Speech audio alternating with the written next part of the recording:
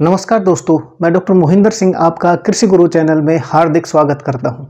आज हम एग्रीकल्चर का एक और महत्वपूर्ण टॉपिक पढ़ेंगे जो है सोयल मॉइस्चर। सोयल मॉइस्चर एक वाइटल कंपोनेंट है क्रॉप प्रोडक्शन के लिए। वाटर की स्कैर्सिटी रहती है या वाटर की एक्सेस रहती है, दोनों ही क्रॉप प्रोडक्शन के लिए हानिकारक होती हैं।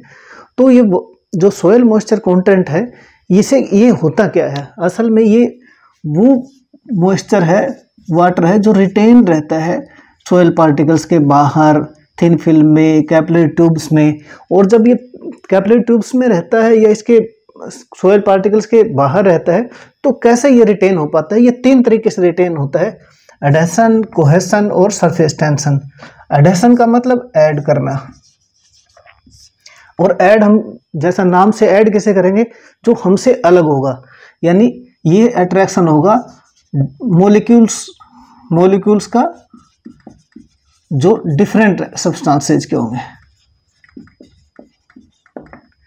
कोहेशन मतलब कोलेग, हम जैसे, हमारे मित्र। तो ये अट्रैक्शन कैसा रहेगा? सेम मॉलिक्यूल्स का। उस सरफेस टेंशन क्या रहेगा? ये सरफेस एरिया का अट्रैक्शन है। कैसे? टेंजेंटली। और उस अट्रैक्शन के कारण जो पानी बाइंडेड रहता है उसे क्या कहते हैं? सरफेस टेंशन से अट्रैक्टिव पानी। और ये सरफेस टेंशन काम कैसे करती है? ये करती है कि अगर हमें ज़मीन के अंदर से पानी निकालना हो तो हमें एक एक्सटर्नल प्रेशर की ज़रूरत पड़ती है, फोर्स की ज़रूरत पड़ती है। वो एक्सटर्नल फोर्स क्या करेगा? इस सरफेस टेंशन के प्रेशर को ओवरकम करेगा, तभी प्लांट या हम ज़मीन से पानी को निकाल पाते हैं। तो इस फोर्स को क्या कहते हैं? सरफेस टेंशन कहते हैं। और ये प्रेशर और ये टेंडेंसी मेजर की जाती है पोटेंशियल एनर्जी में। और पोटेंशियल एनर्जी किसे कहेंगे हम? एक एटमॉस्फेयर प्रेशर किसके बराबर होता है? 1036 सेंटीमीटर ऑफ वाटर कॉलम। दूसरा इसे हम क्या कह सकते हैं? ये 76.39 सेंटीमीटर ऑफ मरकरी एक एटमॉस्फेरिक इसके बराबर होता है। दूसरा इसे क्या कहते हैं हम? एक बार भी हमने कई बार सुना होगा। एक बार क्या होता है? वो होता है 1023 सेंटीमीटर ऑफ वाटर कॉलम। अब कई बार ऑब्जेक्टिव क्वेश्चन में आ जाता है कि एक एटमॉस्फेयर किसके बराबर होगा? 1036 के, एक बार 1023 के। तो कई बार 1036 दे दिया, मान लो आप कंफ्यूज हो जाओगे। तो इसमें कंफ्यूज होने वाली बात नहीं। एटमॉस्फेयर बड़ा शब्द है, यानी 1036 बड़ा है, बार छोटा 1023 है। अगर कुछ ऐसा हो जाए तो आप ऐसे कोई ना कोई रिलेट करने के लिए अपने मन में थ्योरी बना लेना कि एटमॉस्फेयर बड़ा है तो उसकी बड़ी रकम होगी। तो एक atmospheric pressure 1036 centimetre of water column के बराबर होता है। अब जो वाटर रिटेन हुआ या प्लांट एब्जॉर्व करेगा, वो किस बात पर निर्भर करता है कि उस वाटर का स्टेटस कैसा है सोयल में। उस स्टेटस कैसे हम पता लगाते हैं कि वो पानी सैचुरेशन में है, फिल कैपेसिटी पे है, या परमानेंट विल्टिंग पॉइंट पे है। अब पहला हम समझते हैं सैचुरेशन। इसको ग्रेविटेशनल वाटर भी कहते हैं। सैचुरेशन ग्रेविटेशनल वाटर क्या हुआ? जब इरिगेशन होता है या रेनफॉल होता है तो सारे पोर्स फिल्ड हो जाते हैं वाटर से, और वो कंडीशंस क्या कहलाती है? सैचुरेशन कहलाती है। और जब वो पूरे पोर्स फिल हो जाते हैं वाटर से, तो वाटर डाउनवर्ड मूवमेंट करता है ड्यू टू ग्रेविटेशनल फोर्स। तो इस ग्रेविटेशनल फोर्स के कारण जो पानी नीचे चला जाता है, वो कौन सा वाटर होता है? ग्रेविटेशनल वाटर हो सकता है। और जो पोर्स फिल होते हैं वो सैचुरेटेड वाटर्स भी कहते हैं। अब ये आप ग्रेविटेशनल वाटर समझो या सैचुरेटेड वाटर समझो, ये दोनों ही पानी पौधा अट्रैक्ट नहीं कर सकता, एब्जॉर्ब नहीं कर सकता, वो डाउनवर्ड चले जाते हैं। और जो वाटर का मूवमेंट नीचे की तरफ होता है, इसको ड्रेनेज कहते हैं। ड्रेनेज के साथ साथ इसको हम क्या कहते हैं? परकोलेशन भी कहते हैं। और जो ये परकोलेशन नीचे की तरफ वाटर जाता है, ये नॉन अवेलेबल वाटर होता है।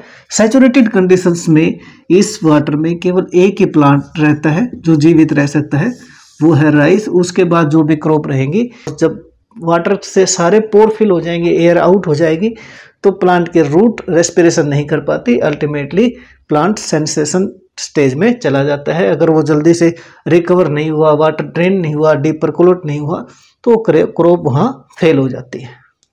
उसके बाद आता है कैपिलरी वाटर या फील्ड कैपेसिटी। वो पानी जब हमने देखा था कि ड्रेन्ड हो जाता है सैचुरेशन कंडीशंस के बाद, ये नीचे चला गया, डीप परकोलेट हो गया, तो उसके बाद जो पानी इन माइक्रोपोर्स में बचता है वो कौन सा होता है, कैपिलरी वाटर कहते हैं। और ये स्टेज क्या होती है, फील्ड कैपेसिटी पे होती है। इस पानी को पौधा आसानी से एब्जॉर्ब कर सकता है सरफेस टेंशन को ओवरकम करके, और ये water agriculture point of view से बहुत इम्पोर्टेंट होता है। इसकी जो सरफेस टेंशन होती है वो 3 एटमॉस्फेरिक प्रेशर से लेकर 15 एटमॉस्फेरिक प्रेशर तक होती है, और ये रीडली अवेलेबल वाटर होता है। अब जो पानी इसके बाद बचता है, यानी प्लांट्स हमने लगा दिया और वो एब्जॉर्ब कर लेता है यहाँ से पानी को, तो धीरे धीरे ये कैपिलरी वाटर भी खत्म होता चला जाएगा। तब पानी कौन सा आता है, हाइग्रोस्कोपिक वाटर आता है, परमानेंट विल्टिंग वाला पॉइंट आता है। कैपिलरी वाटर जो प्लांट के लिए रीडली अवेलेबल था, प्लांट उसके अंदर से प्लांट की रूट्स एब्जॉर्ब कर लेती हैं, इवापोरेशन भी होता है, ट्रांसपीरेशन भी होता है, और दोनों प्रक्रियाएं साथ भी हो सकती हैं।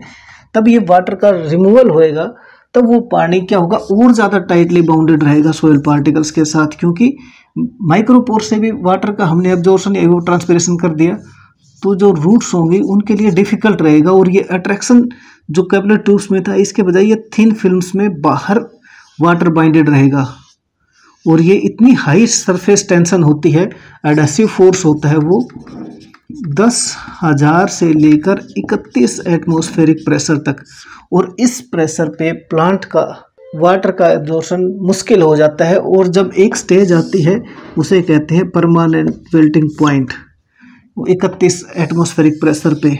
अगर प्लांट को 31 एटमॉस्फेयर पे या उससे नीचे वाटर की अवेलेबिलिटी हो जाती है इरिगेशन की, तो वो जिंदा हो सकता है। परमानेंट विल्टिंग पॉइंट क्रॉस करने के बाद वाटर की रिकवरी नहीं हो सकती, इसलिए इसका नाम भी परमानेंट विल्टिंग पॉइंट रखा जाता है कि इससे पहले चांसेज हैं, इसके बाद कोई चांसेज नहीं है प्लांट के सर्वाइवल के। और ये पानी इसके बाद परमानेंट विल्टिंग पॉइंट के बाद प्लांट के लिए अवेलेबल नहीं होता, वेपर फॉर्म में होता है, टाइटली अरेंज्ड रहता है सोइल पार्टिकल्स के साथ। तो अगर हम समझें इसको, तो इन 3 पानी के स्टेटस में से ना तो ग्रेविटेशनल वाटर, जिसको सैचुरेटेड वाटर भी कहते हैं, उसको प्लांट ले सकता है, ना हाइग्रोस्कोपिक वाटर को ले सकता है, केवल कैपिलरी वाटर को ही ले सकता है। और उसकी मोस्ट टेंशन है 3 एटमॉस्फेयर से लेकर 15 एटमॉस्फेरिक प्रेशर तक। मुझे ताज इमारत महल से क्या करना है, जो तू नहीं तो इस साजो सामान से क्या करना है।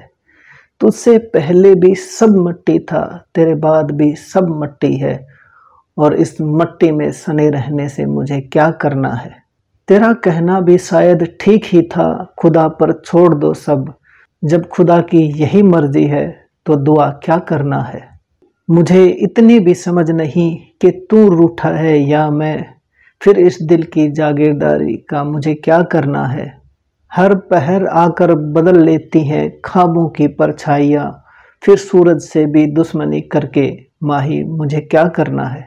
आज का हमारा सोयल मॉइस्चर का टॉपिक समाप्त होता है। अगला टॉपिक होगा मैकेनिज्म ऑफ वाटर एब्जॉर्प्शन। तब तक स्वस्थ रहिए, खुश रहिए, मुस्कुराते रहिए। जय हिंद, जय भारत।